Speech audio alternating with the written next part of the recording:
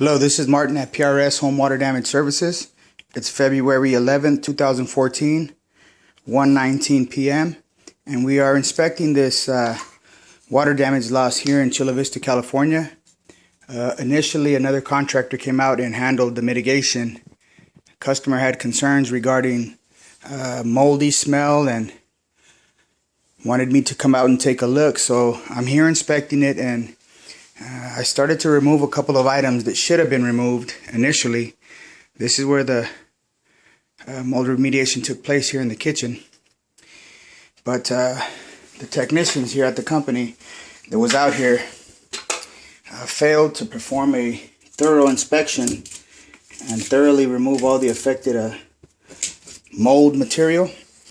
As you can see here down at the cabinet, this is all water damage, and the little trim that came off of this this cabinet had mold on it. This here is black, three-dimensional mold, which means it's growing, and it's possibly Stachybotrys penicillium. Also, on this small cabinet, I had removed the skin. First, I removed this small trim that was in the front here.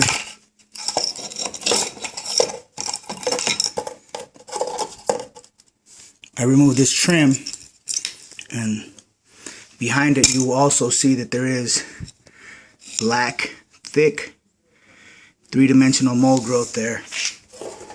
And this is the bad stuff. So I also proceeded to remove the skin, and behind the skin is also infested with black mold, and if you look at it at an angle, it is three-dimensional, which means it is thick and should have been removed.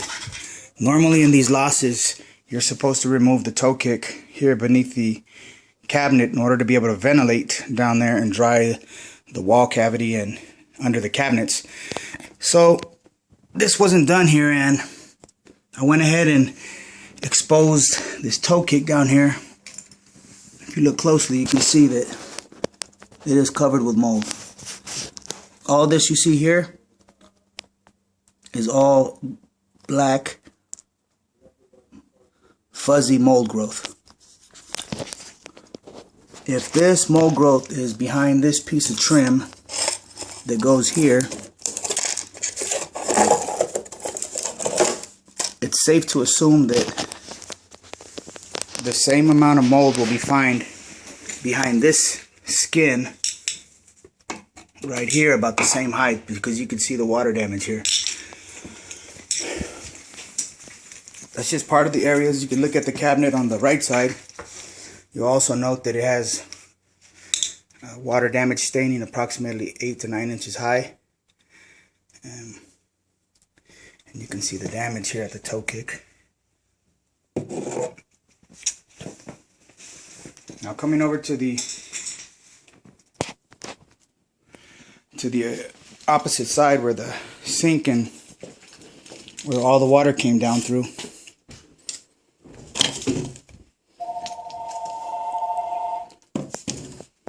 You will see that this piece here was fixed to this cabinet.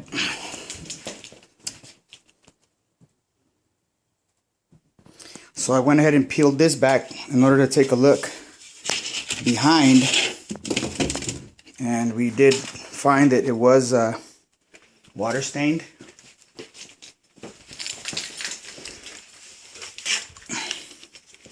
It was water stained, and it's still wet. Apparently the remediation contractor said that this job was done, thus they pulled down the containment, and they have a negative air machine here. But it was not properly dried. As you will note, this water stain here, that is highly elevated moisture.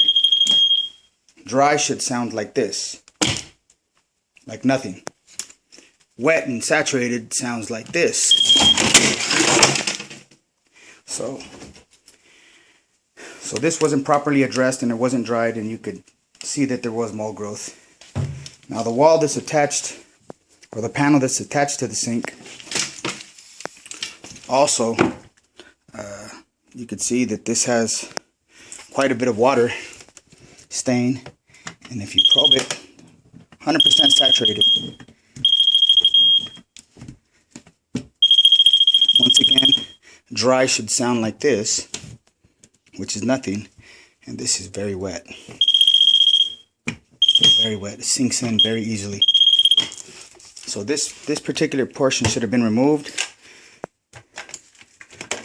The drywall here, as you will note inside of the cabinet.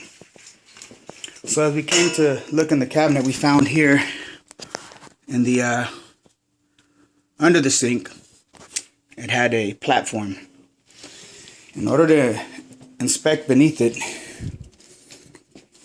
I had to remove this platform.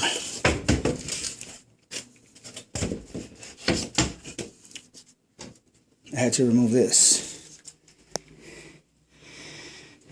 Upon removing it, this is how it looked beneath it. And once again, this is very, very bad. This should have been removed during the remediation. This is all very heavy mold growth. Very heavy mold growth. Fuzzy, three-dimensional, and it is the bad stuff. So the mitigation company or remediation company that came out should have removed this. This is basic remediation.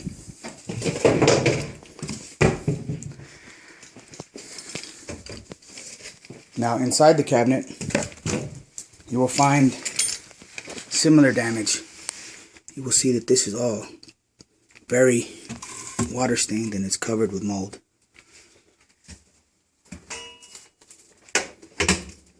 And it's also very wet. Even the drywall is wet. All this should have been removed during remediation.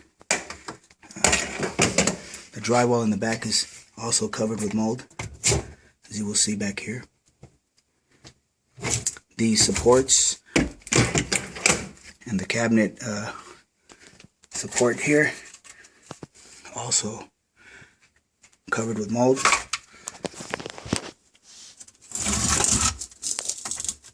Showing signs of extensive water damage. And this panel here, so this is what it looks like under the sink. So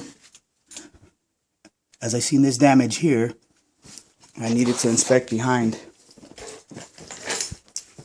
the washer, dishwasher. So I slid this out, and on the side of the dishwasher, this is what you find. Heavy water staining and heavy mold growth.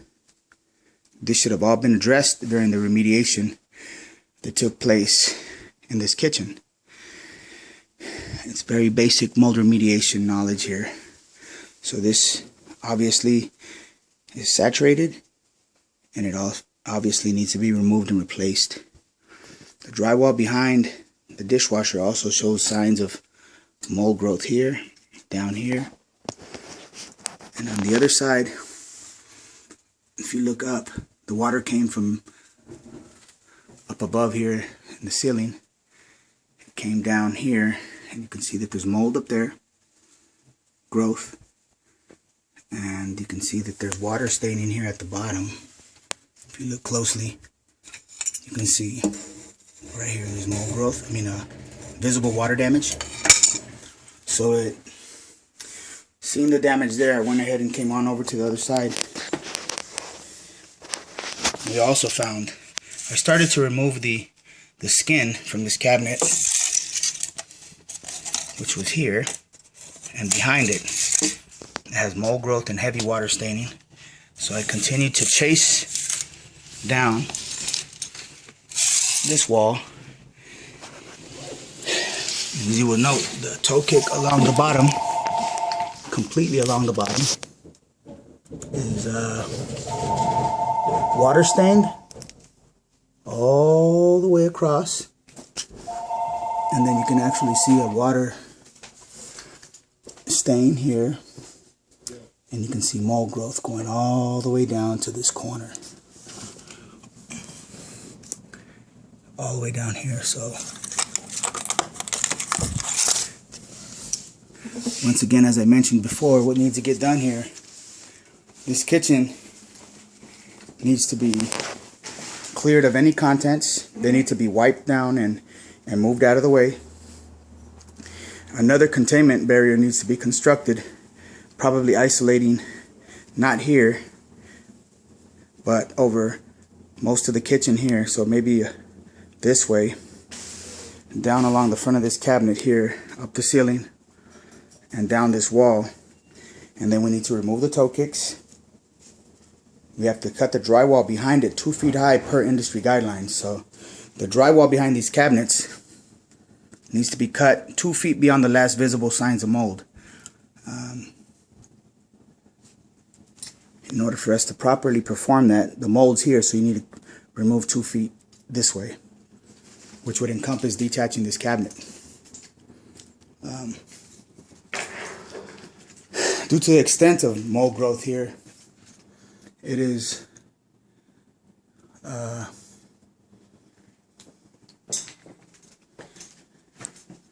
it's logical to assume that the job wasn't performed properly.